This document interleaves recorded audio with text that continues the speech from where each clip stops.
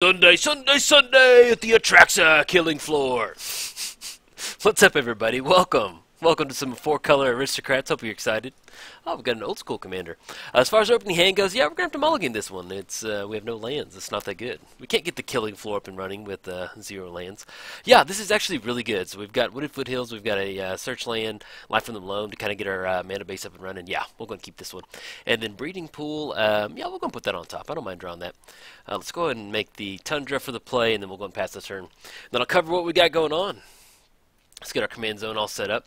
But yeah, so this is four-color aristocrats. Atraxa is kind of like just our finisher, or just a way for us to stabilize. Let's say our opponent has some flying threats, or we need to gain some life with Atraxa. She's kind of here as just as a really nice support creature, but her colors suit really well like a four-color rally deck. So, and let's go ahead and go. Let's go ahead and shock this breeding pool in. Actually, let's go ahead and get the wooded. Well, yeah, let's go ahead and get the wooded foothills down. We'll search up a bayou off that.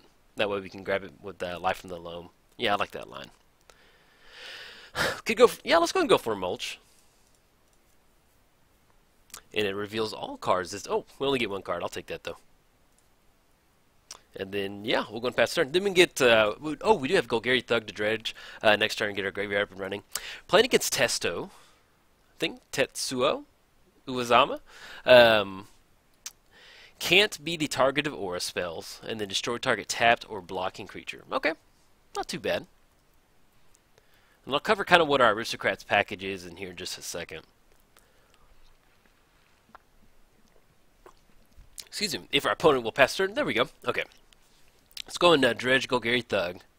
Hit flush bag. Okay, so we've got I think like 3 creatures in the graveyard. Let's go ahead and go. Let's get the Citadel down and then go and fire off a Life from the Loam. Let's grab the Windswept Heath, the Wooded Foothills, and the we're going to grab that Opulent Palace. Tap right there, tap for green. Get those back to our hand, and then we'll go and pass the turn. Alright, so the way we've got this deck set up is we have numerous ways to get like a mass graveyard recursion. We have Immortal Servitude, we have Rise of the Dark Realms, we have Living Death. There's multiple ways for us to bring everybody back out of the graveyard. And what we're looking to do is bring back a bunch of creatures, have a sack outlet, and have 2 or 3 Blood Artist type effects with creatures. And then that way we can start sacrificing all our creatures, making our opponent lose a bunch of life, and then we gain a bunch of life. So that's the kind of end game with it. Unfortunately, Atraxa is not really... It's one of those times where she's not really supporting the deck that we're playing. She's just more of a supportive commander. She's just there for us if we need it. Let's go and dredge this Life from the Loam. Her colors just suit really well to 4-color rally, or 4-color aristocrats. That's the word I'm looking for. Now, as far as this play, let's go and get the Wooded Foothills down. Let's go and crack it. I think we may go and get the Singar down. So we've got white. Let's go ahead and grab a... We have a blue sorcerer in our hand. Let's go ahead and grab Overgrown Tomb. Yeah, we're going to shock that one in. Let's get the Autocrat down. We're looking at 1, 2... We're looking to get him down so we can get him in the graveyard somehow. If we get a sacrifice outlet, then he'll go straight into the graveyard. And then we'll kind of be good to go. We're also running, in addition to a sack outlet and blood artist type effects, we're running stuff like the Autocrat over here. So whenever we bring him out, he's going to generate 3 more creatures, and that's really going to matter if we're trying to close the game out with blood artist triggers. So simply having him in the graveyard, he counts as 4 creatures himself. Sure, go for it, man. Want him in the graveyard. Buy surf tokens. Pretty cool looking tokens, though. I like the card art on it. But yeah, that's exactly where we want him, in the graveyard. So now as far as our creature count in the graveyard, we're looking at 1, 2, 3 with the 1, 2, 3, 4, 5, 6, 7, 8. So we've got 8 creatures coming out of the graveyard. Let's go ahead and grab a die so I don't forget. But we have no sack outlet or a blood artist type effect. But we do have tunnel vision, so that's going to allow us to hopefully dump a bunch of cards into our graveyard. Entomb. That can be for something. Let's go and go Windswept Heath. We could go for some Atraxa. Yeah, I don't mind doing that. If he's got another counterspell or something, if he wants to waste it on Atraxa, yeah, I'm fine with that. And then we still have Entomb off that, so let's go and go white. Let's go, excuse me, actually let's go blue on that Tundra. Black, green, there we go. Yeah, tapping for 4 colors sometimes. It's a little messy. There we go. So we'll get down to Atraxa and then we'll go and pass the turn. So we have 5 lands right now. We'll make the land drop next turn and it'll allow us to tunnel vision. We have not exiled any of our recursion stuff. So what I think we're going to go ahead and go for is a tunnel vision on Living Death. That's going to be the easiest way for us to kind of bring a bunch of stuff out. Then once we get it in our hand, we do have Golgari Thug to start dredging and get our graveyard running. And we also have Life from the Loam. So we'll be in a good spot. But let's go ahead and... looking for my pad over here. This will do. And somehow I don't have my pin. But it's definitely on a deck like this. It's kind of like Graveyard Storm, if you want to think about it. You've got to keep up with like the total amount of creatures in your graveyard, at the same time keeping track of if you have a Sack Outlet, Blood Artist, how many like iterations of Blood Artists you have in there. Let's go and crack this Windswept Heath. I don't know if we want to Entomb right now. We have Breeding Pool in the hand. Let's go and grab a... you grab a Black Source. Let's go and go Scrub Land. And let's go and Entomb. Like, you can't get this going without a Sacrifice Outlet. So we're just going to go ahead and Entomb for a Sacrifice Outlet. That way we're ready to go. And then hopefully we flip a Blood Artist. Because if we don't hit a Sack Outlet, then we can't do anything. If we have all the Blood Artist type effects in the world. Let's go and grab Blood Thumb Vampire. She is, there we go. One of my favorite Sack Outlets right there. Okay. And we rip a Plains. Do we want to go in Tunnel Vision right now? Yeah, let's go and do that. He's tapped out. We haven't seen any counter spells, but let's go and get the Plains down.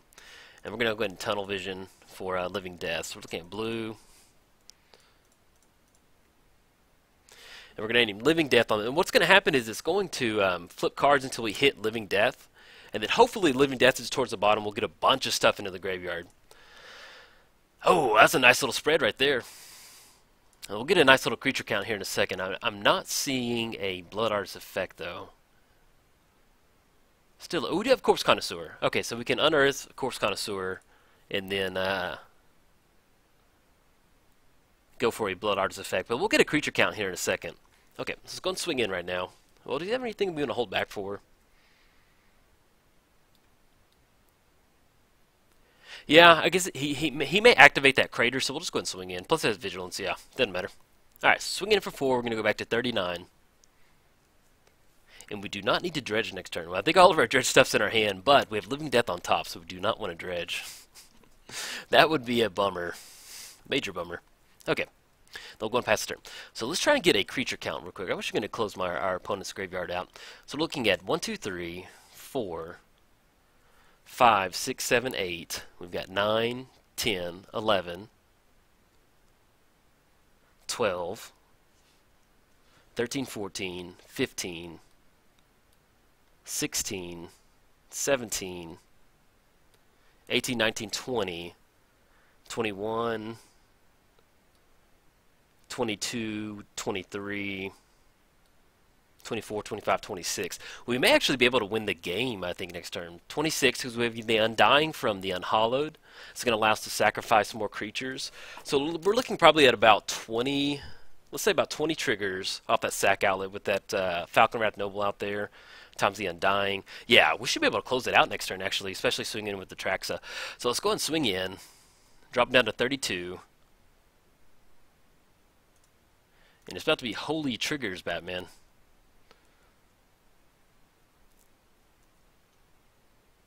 Alright, got down to 32, and let's go and fire this Living Death off. Unfortunately, we don't have a... we're going to shock this in just in case, but we have tons of Blood Artist triggers. Let's go and fire this Living Death off. If we had a Sack Outlet, we could actually sacrifice Atraxa and get her into the graveyard, but we don't have it, so... But we've got enough creatures. Okay, so let's go get this trigger stacked. Any certain way we want to do this. Let's get the Fleshbag trigger on the stack first. Corpse Connoisseur, I'm going to put that one on the battlefield. Do we have Noxious Revival in the graveyard? We actually do, so let's go and Snapcaster on Noxious Revival. Let's create those right there, the Nest tokens, the Guy's trigger, the Turtle Witness. Let's go and return, is there anything we want to return to our hand? Let's grab Living Death so we can do it again. Catacomb Sifter, get that creature down. Okay, we have Fabricate 2, let's go and make those Servo tokens. We're going to make 2 more Servo tokens off this one. Get that 1/1 colorless. Eternal Witness bringing it back. Oh, okay, he's going to scoop it up. But yeah, I'm going to go ahead and just kind of show you what's going on. So we have all these creatures out right here. We have a Blood Arts effect in Falcon Wrath Noble. And what's going to happen is, so every time a creature dies, target player loses 1 life and you gain 1 life.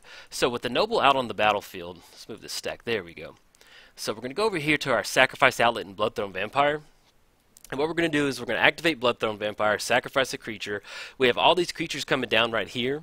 And every time we sacrifice a creature, our opponent's going to lose 1 life and we gain 1 life. We have, I think we counted 22 creatures coming back, so that's going to be roughly 20 Blood Artist triggers. The thing that doubles it is that we have Macias? I always forget how to say his name.